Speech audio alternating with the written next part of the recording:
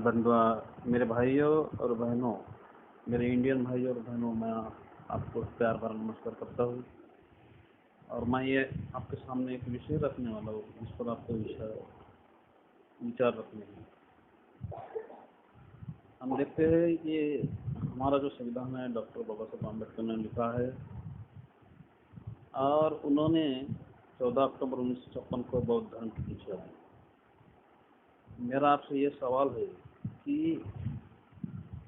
बाबा साहब ने अगर इस्लाम को चुना होता तो आज 2021 में भारत की क्या अवस्था होगी, आगे क्या अवस्था होगी और पिछले 70 सालों में क्या हालत होगी, इस विषय पर आपको बताना है। मैं अपने हिसाब से कुछ विचार रख रहा हूँ।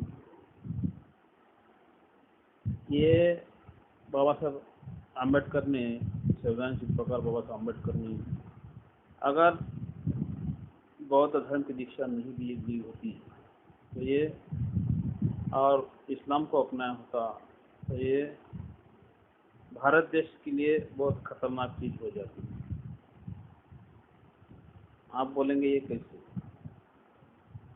क्योंकि भारत में मुसलमानों की संख्या अभी 20 करोड़ है। अगर बाबा साहब अम्बेडकर मुस्लिम धर्म अपनाते तो मुसलमानों की आबादी 40 करोड़ हो जाती और एक तरफ 100 करोड़ हिंदू और दूसरी तरफ 40 करोड़ मुसलमान। तो मुसलमानों की ताकत बढ़ जाती और मुसलमान अपने पैरों पर खड़े हो जाते और फिर और एक पाकिस्तान बनाने के लिए लोग लड़ने लग जाते या अलग देश की मांग करते और इस्लाम की ताकत बढ़ जाती। तो इसके वजह से इसकी भी बहुत परिणाम होती है। दहशतवाद बढ़ जाता, कुछ लोग दहशतवादी बन जाते। यानी देश को हमेशा तकलीफ रहती थी, देश हमेशा खतरे में रहता था और बहुत सारी बातें दिक्कत आती थी।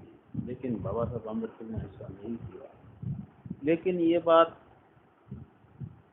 140-130 करोड़ जो अज्ञानी हिंदू है उनको समझ में नहीं आती और जो 15 करोड़ आरएसएस के सवर्ण हिंदू है, उनके कथित सवर्ण हिंदू है, उनके समझ में आती है। लेकिन ये बाबा साहब अम्बेडकर का सबसे बड़ा अपन वो हिंदू धर्म को दिखा। हिंदू समाज जो है 130 करोड़, उनको ये दिखाते नहीं है कि बाबा साहब अम्बेडकर ने इस देश के ऊपर क्या उपकार किया है। इनकी ये कहने की ताकत, ये बताने की ताकत आरएसएस वालों में नहीं है, क्योंकि वो बाबा साहब अम्बेडकर का बड़प्पन बताना नहीं चाहते, क्योंकि वे जाति व्यवस्था का पालन करते हैं। आरएसएस वाले उच्च नीचता को मानते हैं। बाबा साहब अम्बेडकर ऐसी एक चीज है, एक बार महात्मा गांधी ने कहा था, बाबा साहब अम्बेडकर हिंदू धर्म के लिए, हिंदू ग्रंथ के लिए, हिंदू समाज के लिए, हिंदू व्यवस्था के लिए एक बहुत बड़ा चैलेंज है और वो चैलेंज बढ़ता ही जा रहा है। ये बात सिर्फ धर्मांतर तक सीमित नहीं रहेगी। सब बातों का हिसाब होगा, सब बातों का हिसाब देना पड़ेगा। सब बातों की चर्चा होगी, आज़ादी की चर्चा होगी, मनुष्य आज़ादी की चर्चा होगी, मनुष्य जन्म से स्वतंत्र है इस बात की चर्चा होगी, कोई किसी का गुलाम नहीं, समता, स्वतंत्र, न्याय, बंधुत्व, इसकी चर्चा होगी और स्त्री पुरुष समानता की चर्चा होगी। तो फिर आप क्या करोगे? आज लोग अज्ञान में है, 131 करोड़, इसलिए आपका जम जा रहा है आरएसएस का। लेकिन जब ये 130 करोड़ जाग जाएंगे तब आरएसएस के 15 करोड़ में व्यापारियों की हालत बदली हो जाएगी। इसलिए ये बाबा साहब को आगे नहीं आने देते, बाबा साहब के विचार नहीं रखने देते, बाबा साहब को दबाते हैं, बाबा साहब अम्बेडकर को दबाते हैं, उनके प्रोग्राम को दबाते हैं, उनके धर्मांतरण के प्रोग्राम को दबाते हैं। उन्होंने जो बौद्ध धर्म का कार्यक्रम किया वो उसको दबाते थे। अगर आप सोचते कि बाबा साहब अम्बेडकर अगर इस्लाम दे दिया होता तो ये देश कितना खतरे में पड़ जाता, क्योंकि बाबा साहब नफरत नहीं करते थे, वो नफरत से नहीं भरे थे, क्योंकि नफरत से भरा हुआ इंसान कभी संविधान नहीं लिख सकता।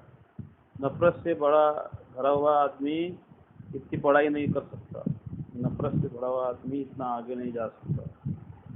लेकिन उनके दिल में मानवता थी, इंसानियत थी, करुणा थी।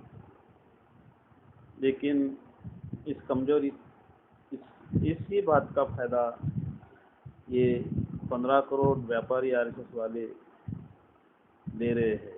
बाबा साहब की इसी मानवता का फायदा गलत तरीके से उठा रहे हैं और 130 करोड़ लोगों को गुमराह कर। इसलिए मैं आरएसएस से कहना चाहूँगा कि सिर्फ 145 करोड़ लोग हिंदू है।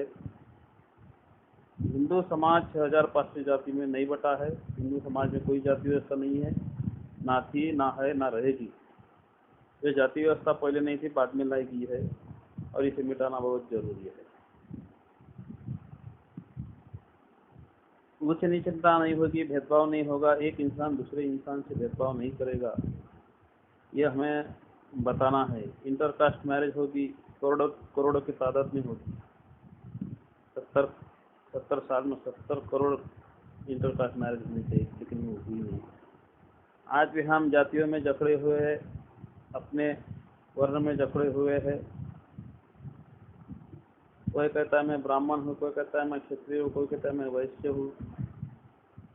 आपको किसी को भी शूद्र बोलने का अधिकार नहीं है, किसी को भी अनटचेबल बोलने का अधिकार नहीं है।